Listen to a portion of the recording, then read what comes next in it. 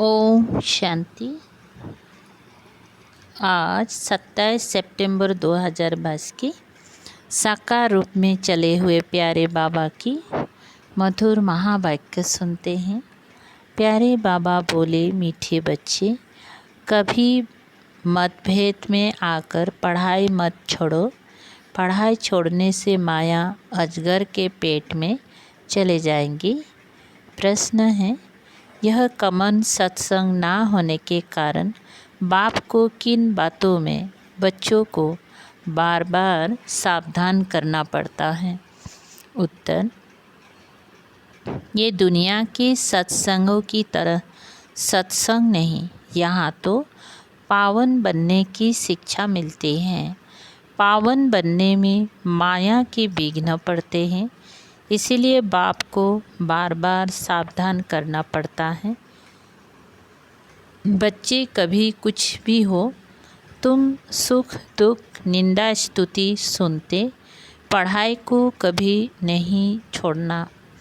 अपने को मियाँ मिट्ठू समझ किसी की ग्लानि मत करना। माया बड़ी चंचल है। अगर बाप से रूठकर पढ़ाई छोड़ी तो माया माथा मोड़ लेगी, गृहचारी बैठ जाएगी। इसीलिए श्रीमत लेते रहना। बाप दादा की राय में कभी टिक्का टिप्पणी नहीं करना। गीत, मरना तेरी गली में, जीना तेरी गली में। ओम शांति। यह तो बच्चे जानते हैं, कहते हैं जब हम आपके बने हैं। यह पुरानी दुनिया तो ख़त्म होनी ही है। यह बेहद के रावण की लंका है जो विनाश होनी है। वह जो शिलांग में लंका दिखाते हैं वह तो बात ही बिल्कुल झूठी है। शिलांग एक टापू वेट है, समुद्र के बीच में। बेहद का बाप समझाते हैं यह सारी दुनिया है समुद्र के ऊपर, ऑलराउंड समुद्र है। दिखाते हैं ना, वास्को डी गामा ने ऑलराउंड चक्र लगाया तो गया धरती पानी के ऊपर ठहरी हुई है। वेट हो गया ना। वे बेहद की खड़ी है। रावण का राज्य सारे बेहद के आइलैंड पर है। यह बेहद की लंका है, सिर्फ शिलांग नहीं। सिर्फ शिलांग नहीं है। वे समय तो अब है ना। यह तो शास्त्र में कितनी गफुड़े लगाए हैं। हम भी समझते थे शायद ऐसा ही हुआ होगा। कुछ भी ख्याल नहीं चलता था। विचार करे तब तो ख्याल चले ना। बुद्धि बिल्कुल लकब थी। अब बुद्धि का ताला खुला है। मनुष्य तो समझते हैं बंदर सेनाली। उन्होंने पत्थर उठाए, पुल बनाए, आग लगाए, क्या क्या बातें बैठ बनाए। आग तो इस समय सारी दुनिया को लगती है। यह भारत अविनाशी बाप की अविनाशी जन्मभूमि है, इसीलिए इनको अविनाशी खंड कहा जाता है। बरोबर भारत प्राचीन था, अब तुम्हारी बुद्धि में बैठा है। बरोबर भारत अविनाशी खंड है। बाकी तो जो इस समय खंड है वह सब खत्म हो जाएंगे विनाश ज्वाला में। यह विनाश ज्वाला इस यज्ञ में प्रज्वलित हुई है। लड़ाई शुरू यहाँ से ही हुई है। अभी तो यह छोटी छोटी रिहर्सल है। तुम्हारी बुद्धि में है कि सारी दुनिया में ही रावण राज्य है, इसका अब अंत है और राम राज्य की आदि है। यह बातें और किसी की बुद्धि में आ ना सके। तुम थोड़े से ही ब्राह्मण जानते हो, समझते भी हो कि अभी ये सारी दुनिया ख़त्म हो जाएंगी। हम बाप के गले का हार बन जाएंगे, फिर नई दुनिया में आएंगे। वर्ल्ड की हिस्ट्री ज्योग्राफी हूबहू रिपीट होती है। कितना अच्छा यह चक्र है। कलयुग अंत और सतयुग आदि इस समय सभी धर्म भी जरूर है। हिस्ट्री ज्योग्राफी रिपीट, यानी कलयुग के बाद सतयुग जरूर होना है।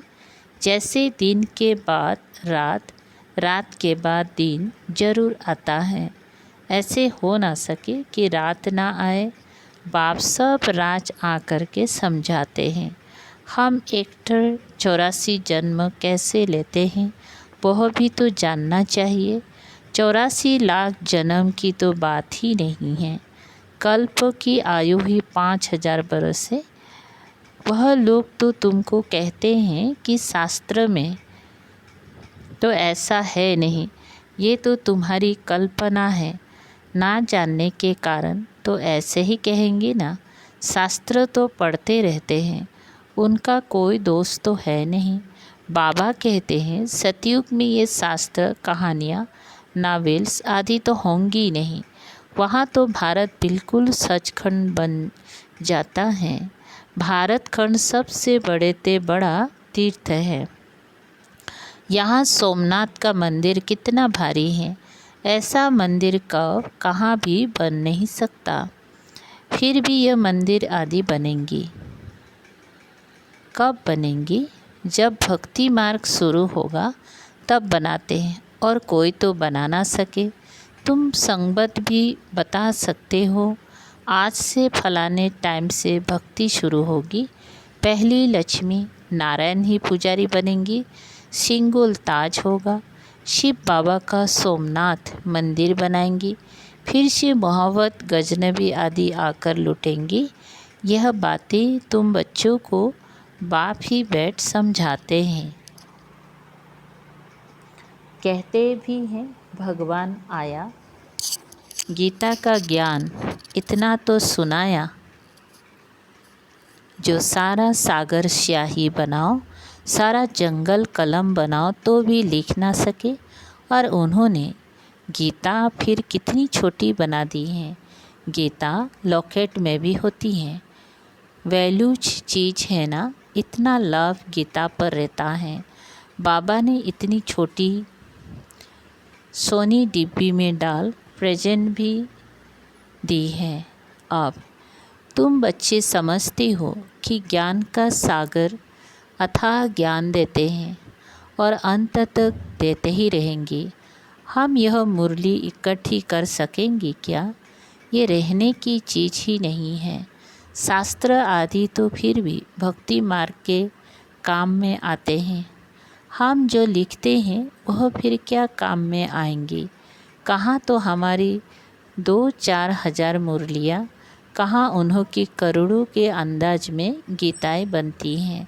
सब भाषाओं में सर्वशास्त्रमय शिरोमणि गीता का बहुत मान है। गीता शास्त्र आदि कितनी पढ़ते होंगी। बाप समझाते हैं यह ज्ञान जो तुमको मिलता है यह बिल्कुल ही नया है। इसका पुस्तक तो है नहीं। भगवान राजयोग कैसे सिखलाते हैं यह अब तुम ब्राह्मण ही जानते हो। तुम्हारे में भी इस ज्ञान के नशे में रहने वाले बहुत थोड़े हैं। आज उस नशे में रहते हैं, कल भूल जाते हैं। बाप को भूल जाते हैं तो ज्ञान को भी भूल जाते हैं। बाप को फारकती दी तो खलास। बाप का बनकर अगर विकार में गए तो गला घुट जाएगा, कुछ भी बोल नहीं सकेंगे। जो बहुत अच्छा अच्छा प्रचार करते थे वह आज है नहीं। कोई ब्रह्मा कुमार कुमारी का आपस में मतभेद हुआ तो बाप से भी रूठ जाते कि बाबा इनको समझाते नहीं, ये नहीं करते, आखिर रूठ कर पढ़ाई ही छोड़ देते हैं। इसलिए बाप कहते हैं कि महामूर्ख देखना हो तो यहाँ देखो। लिख कर भी देते हैं कि बाबा मैं आपका हूँ, आपसे हम सदा सुख का बरसा अविनाशी लेंगे। फिर फारकती दे देते, डाइवर्स दे देते हैं। अच्छी अच्छी बच्चियाँ थी, आज वो है नहीं। तो वंडर है ना, माया अजगर के पेट में चले गए। फिर मुख से कुछ कह ना सके, ये अविनाशी ज्ञान सुना ना सके, फिर बाप दादा की राय पर भी टिक्का टिप्पणी करने लग पड़ते हैं। बहुत समझाया जाता है कि कुछ सुधर जाओ, इसमें ही कल्याण है, परंतु सुधरते नहीं हैं। बहुत अच्छे अच्छे बच्चे चले गए, अभी भी बहुत ऐसे बच्चे हैं जो किनारे पर खड़े हैं, ब्लाट से प्रतिज्ञा लिखकर भी छोड़ देते हैं। बच्चों को तो बाप की पूरी श्रीमत पर चल, बाप से पूरा बरसा लेना चाहिए। बाप समझाते रहते हैं, कुछ भी हो, दुख सुख स्तुति निंदा आदि कोई करे, तुम पढ़ाई को तो ना छोड़ो। कोई किसकी निंदा भी करते हैं, क्योंकि बुद्धि में तो ज्ञान है नहीं, जानते नहीं हैं कि छोटा भाई है वह बड़ा, ये तो बाप ही जाने। अपने मुँह मियाँ मिट्ठू नहीं बनना है, माया बड़ी चंचल है, देह अभिमान वालों का माथा ही एकदम मूट लेती है। बाबा बच्चों को खबरदार करते हैं रहते हैं, कहाँ ना कहाँ माया वार करती रहेगी, अगर श्रीमत पर नहीं चलेंगी तो। ये कोई कॉमन सत्संग थोड़ी है। तुम कितना धीरज से बैठ समझाते हो, ये सृष्टि का चक्र कैसे फिरता है, कैसे तुम सुदर्शन चक्रधारी बने हो। बाप कहते हैं, ब्राह्मण कुलभूषण सुदर्शन चक्रधारी, शंख चक्र गदा पद्मधारी तुमको कहते हैं। वो कहेंगी, क्या देवताओं की महिमा अपने बच्चों को दे रखी है। बाप कहते हैं, हे सुदर्शन चक्रधारी, हे कमल फूल समान पवित्र बनने वाले, हे गदाधारी। यह बाप ही समझाते हैं, दुनिया क्या जाने। कहते भी हैं, सर्व का सद्गति दाता एक है, गाते भी हैं ज्ञान अंजन सद्गुरु दिया, अर्थात ब्रह्मा की रात खत्म होती है, ज्ञान सूर्य प्रगटा, ब्रह्मा की रात पूरी होती, फिर दिन शुरू हो जाता है। परम पिता परमात्मा ब्रह्मा द्वारा नया ज्ञान देते हैं। आगे तो तुम कुछ भी नहीं जानते थे, ना आत्मा को, ना परमात्मा को, ना रचता को और ना रचना को जानते थे। बिल्कुल ही तुच्छ बुद्धि बन पड़े थे। तुमको क्या बनाया था, तुम स्वर्ग के मालिक थे ना। फिर 84 जन्म लेते लेते अंत तो आएगा ना। अब तुम्हारी चढ़ती कला है। बाप कहते हैं, मामेकम याद करो तो तुम विश्व के मालिक बन जाएंगे। विवेक भी कहता है कि परमपिता परमात्मा है, स्वर्ग का रचयिता, तो हम स्वर्ग में क्यों नहीं हैं। मनुष्य की बुद्धि में नहीं आता कि भगवान ने तो नई सृष्टि स्वर्ग रचा, जहाँ देवी देवता राज्य करते थे। 5000 बरस पहले स्वर्ग था, अब फिर भगवान आए हैं स्वर्ग की स्थापना करने। यह बातें बुद्धि में अच्छी रीति बैठ जाए तो भी ओहो सौभाग्य। माया ऐसी है जो बिल्कुल ही पुरुषार्थ करने नहीं देती, नाक से पकड़ घुसा मार एकदम बेहोश कर देती है। बॉक्सिंग है ना। बाबा कहते हैं, माया 1 सेकंड में गिरा देती है, सेकंड में जीवन मुक्ति से सेकंड में जीवन बंध बन पड़ते हैं, फारकती दे देते हैं, खलास निश्चय हुआ। यह बादशाही लो, संशय हुआ, खलास। बड़ा वंडरफुल खेल है। बाबा कहते हैं, अमृत बेले उठ विचार सागर मंथन करो। और तो टाइम सारे दिन में मिलता नहीं है, रात को तो वायुमंडल खराब रहता है, भक्ति भी सवेरे उठकर करते हैं। तुम बच्चों को मालूम है कि बाबा 1-2 बजे उठकर मुरली लिखते थे, जो तुम पढ़कर फिर क्लास कराते थे। फिर बाबा बैठ सुनते थे कि देखें कैसे मुरली चलाते हैं। यह सब तो शिव बाबा का ही कमाल था। कितने अच्छे अच्छे बच्चे थे, चले गए, आज है नहीं। माया ने एकदम श्रापित कर दिया। बाप तो बरसा दे रहे हैं, तो बच्चों को पूरा पुरुषार्थ कर बरसा लेना चाहिए। अच्छी रीति खुद भी समझते हैं, बाप भी समझते हैं, बाप का हाथ छोड़ देते हैं। सब कहेंगे तुमने बीके को छोड़ दिया, तुमको तो निश्चय था ना कि हम बेहद का बरसा पा रहे हैं। फिर क्या हुआ जो मुरली भी नहीं सुनते हो?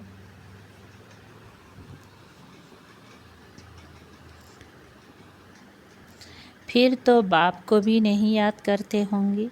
फिर वह याद आदि सब उड़ जाती। ऐसी दुर्गति सल किसी बच्चे की ना हो। बाप तो समझ सकते हैं ना, ये बच्चा बड़ा खराब हो गया। अच्छे अच्छे बच्चे भी संगदोष में खराब हो पड़ते हैं। बाबा कहते हैं फर्स्ट क्लास बच्चे ही विजय माला के मड़के बन सकते हैं। कोई बच्चे लिखते हैं कि बाबा हम आपकी माला का मड़का जरूर बनेंगे। बाबा तो कहते हैं तुम बनो। ओहो सौभाग्य। बाप भी चलन से समझ जाएंगे। सर्विस से ही बच्चों की वफादारी फरमान बरदारी सिद्ध होती है। अति मीठा बनना चाहिए। सम्मुख सुनने से बैराग आता है। ऐसा फिर कभी नहीं करेंगी, ये करेंगी। यहाँ से बाहर निकला बस खलास, सब भूल जाते हैं। कितनी वंडरफुल बातें हैं। बाबा के तो दिन रात ख्यालत चलते रहते हैं। प्रोजेक्टर में गोला इतना बड़ा दिखाई पड़ना चाहिए जो मनुष्य दूर से ही एकदम अच्छी रीति पढ़ सके। बड़ी दीवारों पर इतना बड़ा दिखाई पड़े, क्लियर हो। एक एक चित्र स्लाइड से इतना बड़ा दिखाई पड़े जो सामने कोई भी पढ़ सके। दो गोले भी इतने बड़े दिखाई पड़े। यहाँ से भक्ति मार्ग शुरू होता है। पहले होती है अबेबिचारी भक्ति, फिर है बेबिचारी भक्ति। यह ब्रह्मा है शिव बाबा का सपूत बच्चा। ब्रह्मा से अगर कोई सवाल पूछे तो क्या जवाब नहीं दे सकते हैं? बोल शिव बाबा तो जानते हैं, परंतु मैं भी तो समझा सकता हूँ ना। बाबा ने राइट हैंड बनाया है, कुछ तो समझा होगा ना। अच्छा, मीठी मीठी शिकल दे बच्चों प्रति मात पिता बाप दादा का याद प्यार और गुड मॉर्निंग। रूहानी बाप की रूहानी बच्चों को नमस्ते। हम रूहानी बच्चों की रूहानी बाप दादा को याद प्यार गुड मॉर्निंग और नमस्ते नमस्ते। शुक्रिया बाबा, थैंक यू बाबा। सार अमृत बेले ओठ विचार सागर मंथन करना है। कभी भी संशय बुद्धि बन संगदोष में आकर पढ़ाई नहीं छोड़नी है। 2. माला का मड़का बनने के लिए वफादार फरमान बरदार बनना है। अपनी चलन रॉयल रखनी है। बहुत बहुत मीठा बनना है। वरदान सोमान में स्थित रहे। हत की इच्छाओं को समाप्त करने वाले इच्छा मात्रम अविद्या भव। विस्तार है, जो सोमान में स्थित रहते हैं उन्हें कभी भी हद का मान प्राप्त करने की इच्छा नहीं होती है। एक सोमान में सर्वहद की इच्छाएं समा जाती हैं। मांगने की आवश्यकता नहीं रहती। हद की इच्छाएं कभी भी पूर्ण नहीं होती हैं। एक हद की इच्छा अनेक इच्छाओं को उत्पन्न करती हैं और सोमान सर्व इच्छाओं को सहज ही संपन्न कर देता है। इसीलिए सोमानधारी बनो तो सर्व प्राप्ति स्वरूप बन जाएंगे। अप्राप्ति व इच्छाओं की अविद्या हो जाएंगी। स्लोगन, हर परिस्थिति में स्वयं को मोल्ड कर लेने वाला ही रियल गोल्ड है। ओम शांति। शुक्रिया बाबा, थैंक यू बाबा।